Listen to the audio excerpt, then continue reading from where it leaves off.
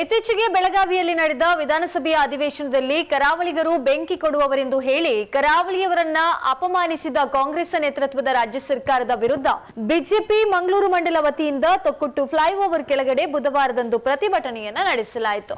BJP Mangaluru ಮಂಡಲದ ಅಧ್ಯಕ್ಷ ಜಗದೀಶ್ ಅಲ್ವಾ ಕುವೇತಬೈಲ ಪ್ರತಿಭಟನೆಯನ್ನ ಉದ್ದೇಶಿಸಿ ಮಾತನಾಡಿದರು. ಬಿಜೆಪಿ ಜಿಲ್ಲಾ ಕಾರ್ಯದರ್ಶಿ ಹಾಗೂ ಮಂಗಳೂರು ಮಂಡಲದ ಪ್ರಭಾರಿ ದಿನೇಶ್ ಅಮ್ಟೂರು, ಬಿಜೆಪಿ ಮಂಗಳೂರು ಮಂಡಲ ಉಪಾಧ್ಯಕ್ಷರುಗಳಾದ ರವಿಶಂಕರ್ ಸೋಮೇಶ್ವರ, ಹುಕ್ರಪ್ಪ ನಾಯ್ಕ, ಸುಮನಾ ಹರೀಶ್ ಶೆಟ್ಟಿ, ಕಾರ್ಯದರ್ಶಿಗಳಾದ ರಮೇಶ್ ಬೆದ್ರೋಳಿಕೆ, ಕಿಶೋರ್ ಕುತ್ತಾರ್, ರಾಜೇಶ್ ಜಾಲಹಿತ್ಲು, ಕಾರ್ಯಾಲಯ ಕಾರ್ಯದರ್ಶಿ ಸುಜಾತ ಬಿ ಶೆಟ್ಟಿ, ಜಿಲ್ಲಾ ಫಲಾನುಭವಿಗಳ ಪ್ರಕೋಷ್ಠ ಸಂಚಾಲಕರಾದ ಜಯಶ್ರೀ ಕರ್ಕೇರ, ಸಹ ಸಂಚಾಲಕರಾದ ಜಿತೇಂದ್ರ ಶೆಟ್ಟಿ ತಲಪಾಡಿಗುತ್ತು, ಕೋಟೆಕಾರ್ ಪಟ್ಟಣ ಪಂಚಾಯತ್ ಅಧ್ಯಕ್ಷರಾದ ದಿವ್ಯಾ ಶೆಟ್ಟಿ, ಪ್ರಮುಖರಾಗಿರುವ ಹೇಮಂತ್ ಶೆಟ್ಟಿ, ಅತುಲ್ ಬಗಂಬಿಲ, ಉಳ್ಳಾಲ ಮಹಾಶಕ್ತಿ ಕೇಂದ್ರ ಅಧ್ಯಕ್ಷರಾಗಿರುವ ಸುರೇಂದ್ರ ಶೆಟ್ಟಿ, ಪುದು ಮಹಾಶಕ್ತಿ ಕೇಂದ್ರ ಅಧ್ಯಕ್ಷರಾದ ಸುಕೇಶ್ ಶೆಟ್ಟಿ, ಜಿಲ್ಲಾ ಕಾರ್ಯಕಾರಿಣಿ ಸದಸ್ಯರಾದ ಹರಿಯಪ್ಪ ಸಾಲಿಯಾನ, ಹರೀಶ್ ಅಮ್ಲಮೊಗರು, ಒಬಿಸಿ ಮೋರ್ಚಾ ಮಂಡಲ ಅಧ್ಯಕ್ಷರಾದ ಗಣೇಶ್ ಸುವರ್ಣ ತುಂಬೆ, ಯುವ ಮೋರ್ಚಾ ಮಂಡಲ ಅಧ್ಯಕ್ಷರಾದ ಮುರಳೀಧರ ಕೊನಾಜೆ, ಪ್ರಧಾನ ಕಾರ್ಯದರ್ಶಿ ದೀಕ್ಷಿತ್ ಉಳ್ಳಾಲ್ ಬೈಲ್, ರೈತ ಮೋರ್ಚಾ ಮಂಡಲ ಅಧ್ಯಕ್ಷ ಪದ್ಮನಾಭ್ ಗಟ್ಟಿ ಕೊನಾಜೆ, ಎಸ್ಸಿ ಮೋರ್ಚಾ ಮಂಡಲ ಅಧ್ಯಕ್ಷ ವರುಣ್ ರಾಜ್ ತಲಪಾಡಿ, ಕಾರ್ಯದರ್ಶಿ ವಿನೋದ್ ಚೆಂಬುಗುಡ್ಡೆ,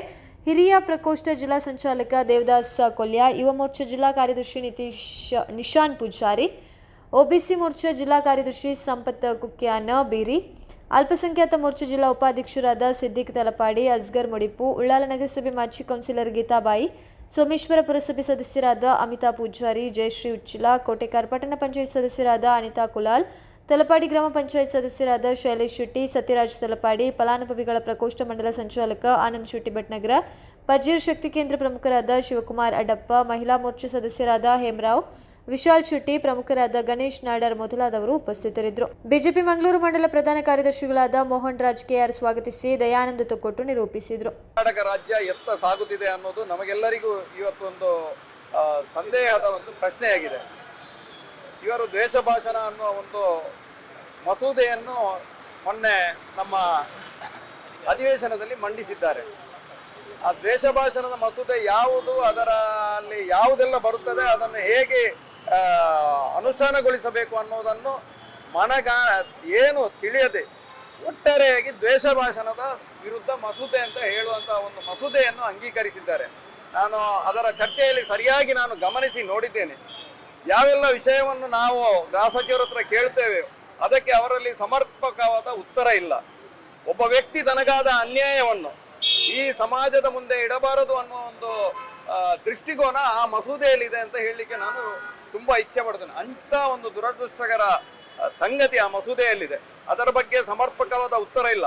ಯಾವುದು ದ್ವೇಷ ಭಾಷಣ, ಯಾವುದರ ಬಗ್ಗೆ ಮಾತಾಡಬೇಕು, ಇನ್ನು ಜನಸಾಮಾನ್ಯರು ನಮ್ಮ ಎಲ್ಲಿಯಾದರೂ ಮಾತಾಡಬೇಕಿದ್ರೆ ಯಾವುದೇ ವಿಷಯವನ್ನು ಒಂದು ಸಾರ್ವಜನಿಕವಾಗಿ ಮಾತಾಡದಂತಹ ಪರಿಸ್ಥಿತಿಯನ್ನು ನಮ್ಮ ಕಾಂಗ್ರೆಸ್ ಸರ್ಕಾರ ತಂದಿಕ್ಕಿದೆ ಅಂತ ಹೇಳಲಿಕ್ಕೆ ನಾನು ತುಂಬಾ ದುಃಖ ಪಡ್ತಾ ಇದ್ದೇನೆ.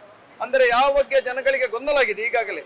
ಯಾವುದು ದ್ವೇಷ ಭಾಷಣ, ಯಾವುದು ಒಳ್ಳೆಯ ಭಾಷಣ ಅನ್ನುವುದನ್ನು ಆಲೋಚನೆ ಮಾಡಲಿಕ್ಕೆ ಸಾಧ್ಯವಾಗದಂತಹ ಒಂದು ಕರಡನ್ನು ನಮ್ಮ ರಾಜ್ಯ ಸರ್ಕಾರ ತಂದಿದೆ ಅಂತ ಹೇಳಲಿಕ್ಕೆ ತುಂಬಾ ದುಃಖಕರವಾದಂತಹ ವಿಷಯ.